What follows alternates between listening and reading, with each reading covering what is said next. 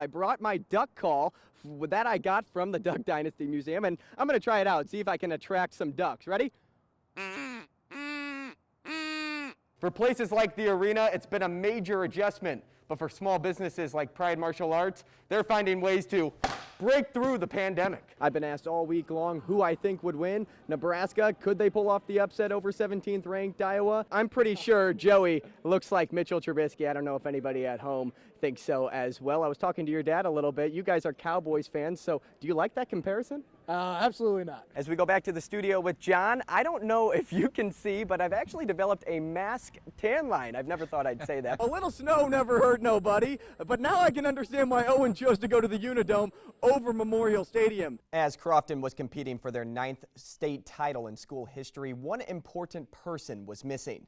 Kendall Taney is known as Crofton's superfan, a voice the players can hear loud and clear every game.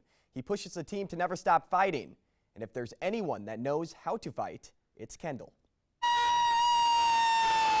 As fans filled the arena for the Class C2 state title game, Kendall Taney was forced to watch the game from his hospital bed in Omaha. It's very difficult.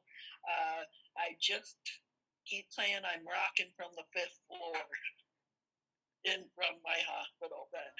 Taney is currently battling severe complications with COVID-19. Once he arrived in Omaha, doctors learned of a blood infection headed for his heart. I had a kidney transplant when I was younger, and 2 heart surgeries, and I have to have another one in about 3 weeks. Watching the Lady Warriors down at the state tournament really helped Kendall forget, at least for a short moment, all the pain he feels every day. Either being there or watching it on the computer, it's been a real show to watch. As much as the team is motivating Kendall, they may argue it's the other way around. He's just the heart and soul of Crofton. If we were at a game, if he was able to be there, he was in the stands, he was screaming, yelling for us, just cheering us on. He's always been there for us, and it's hard to see him not be there in the stands. He's the highlight of everybody's life. You see him, he has a smile on his face, and he puts a smile on yours. It means so much just to be able to, I talk to his mom sometimes, and I told her, I'm like, this is what we think we're going to do for Kendall since he can't be here. The team took it upon themselves to dedicate the season to him, even wearing warm-ups that read, #PlayForKendall. It's very nice. It really did bring tears to my face when I saw it. I just said to him how I'm so happy our girls are playing for him, and our kids, have a lot of motivation, but a lot of motivation is also for him and hoping that he's going to come out of this all right. His impact doesn't just extend to the girls' basketball team, but to administrators and other athletes as well. Kendall's just an amazing young man. He has fought through so much, and if you ever meet Kendall and you ever see Kendall, he'll touch you. He'll touch your heart. Kendall's probably one of our biggest supporters, whether it's basketball, football, baseball, everything. He's there for everything, and he means a lot to Crofton. The Lady Warriors ended up winning the state title over Ponca, a moment capped off by a celebratory smile. Kendall thanks everyone in the Crofton community for all the support, and I can honestly say, and I'm sure those at Crofton would agree, he exemplifies what it means to be a true Warrior. There is no better feeling than running out of the tunnel and onto the turf at the Unidome. But for head football coach Curtis Eben, a bigger burden is carried ahead of Saturday's state semifinal game. As a team, CLGLR has been forced to battle adversity all season long. And after leading the team to a 10-0 season, Coach Eben is now facing a battle of his own. On October 1st, 2020, COVID-19 won. It's the day Curtis Eben learned that his father had passed away from the dreaded virus. Oh yeah, it's tough.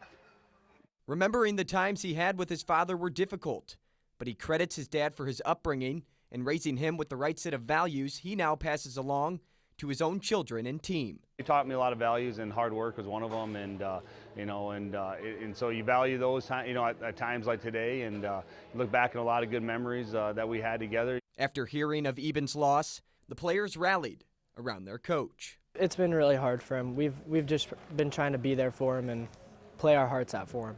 Eben is proud to recognize his team as a second family and appreciates all they've done to help him get through this traumatic time. Our kids did an excellent job of surrounding myself with their presence and their attitude and just the, what they've done for me, as much as I've done for them type of thing. It's not the only thing Coach has been battling these past few months.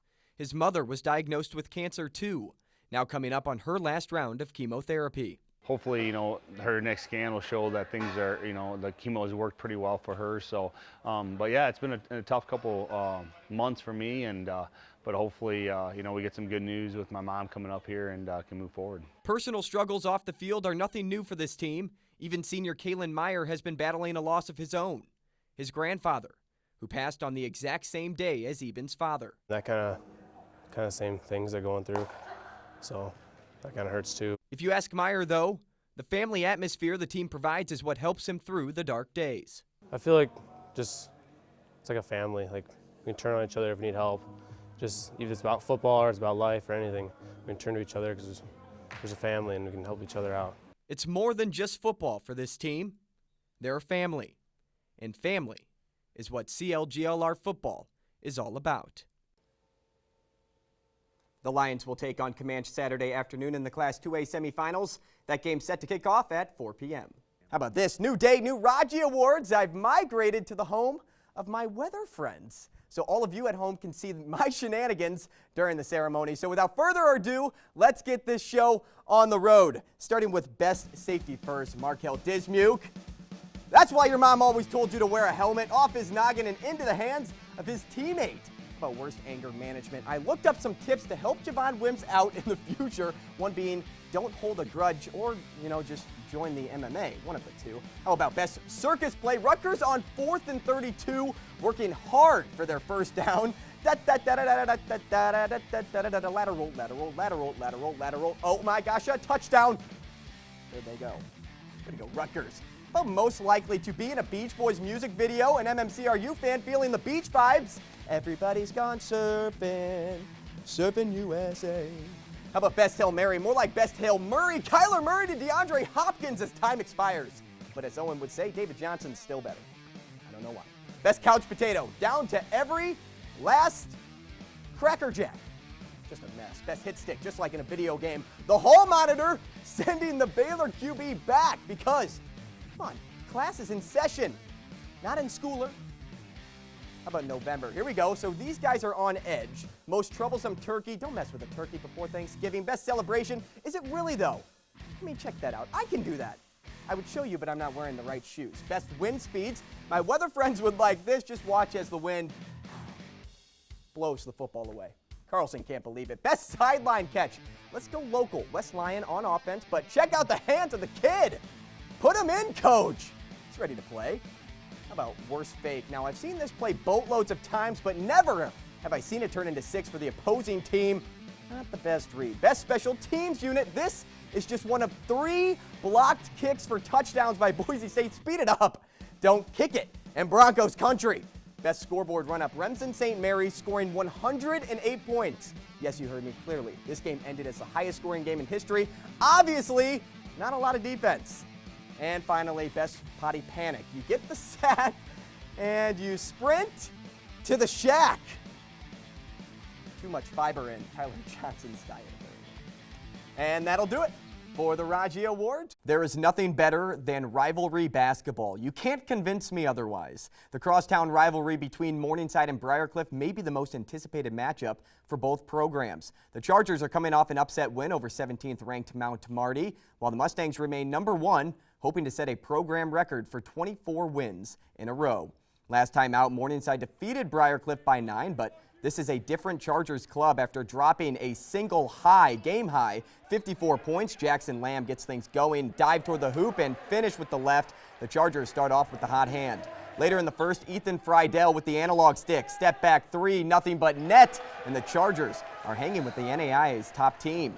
Morningside shows some flashes of brilliance. Zach Immig driving and converting the second time around. He's the type to never give up. Mustangs keep it close. Then it's Immig driving baseline to Tyler Borchers inside, doesn't provide a slam dunk, and Morningside trails at the half. In the end, Briarcliff never misses a beat. They shock the world and take down the number 1 team in the nation. Jason Kleinhesselink knocked down the mid-range floater, and the Chargers knock off top-ranked Morningside 94-83.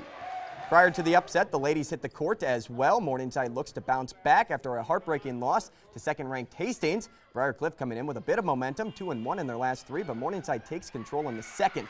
Taylor Rodenberg cleans up the mess, and the Mustangs extend the lead. Just before halftime, the Chargers went ice-cold. Connor Sudman eventually knocks the lid off the basket. She had 19. Chargers trail by 11. In the second half, Morningside keeps pressing, beautifully drawn up inbounds play to Sophia Peppers. The Rockin' score, Morningside racked up 33 points in the third alone. Alyssa Carley would later join the scoring column. She shot 50% from behind the arc, but from there, it's all Morningside. The Mustangs get another 3 from Sarah Dreckman. This one, watch it spin and fall. Morningside takes down Briarcliff 91-72.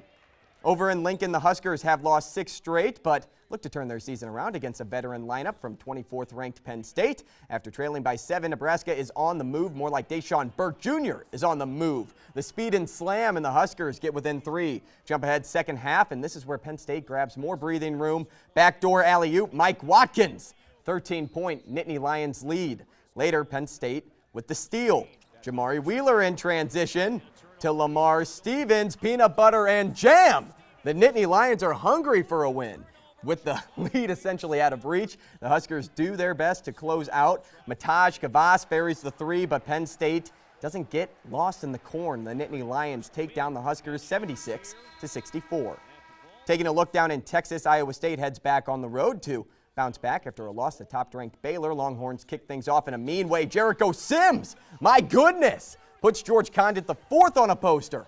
But just before halftime, Iowa State extends the lead. Tyrese Halliburton, no chance he's missing that 3.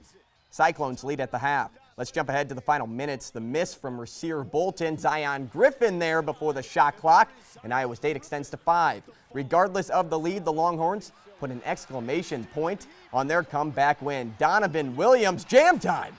And Texas holds off Iowa State at home 72-68.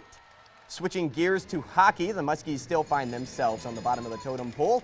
In the West, taking on Omaha. Not a lot of scoring in the early goings, but there is plenty of action. Jace Bradley sends Luke Laymaster over the boards. Huge hit. Gets the Omaha fans going. Sioux City follows with a boatload of scoring chances. First, A.J. Hodges can't get around Kyle McClellan.